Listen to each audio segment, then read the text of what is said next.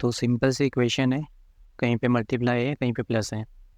तो सबसे पहले बोर्ड मास रूल क्या कहता है, ब्रैकेट ओपन। तो ब्रैकेट तो केवल पूरी इक्वेशन में ही लगा है, मतलब पूरी इक्वेशन ही सॉल्व करना है।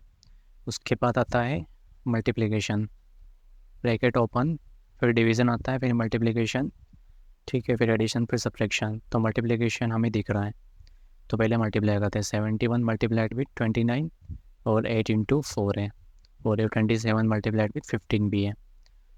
तो या तो आप 71 मल्टीप्लाइड विथ 29 कर लो, या तो फिर इसको 71 मल्टीप्लाइड विथ 30 माइनस 1 भी लिख सकते हो। और ये 27, इसको लिखेंगे 10 प्लस 5, ठीक है। 27 मल्टीप्लाइड विथ 30 और 8 4 32 डायरेक्ट लिख सकते हैं। तो 71 into 30 minus 71 plus 270 plus 27 into 5 plus 32, ठीक है। 3 1 जा 3, 7 3 जा 21, 0 इसका, माइनस 71 प्लस 270, 7 5 जा 35, 3 कैरी 135, 32, ठीक है। एडिशन कर लेते हैं, तो 2130, 270, 135 और लास्ट में 32।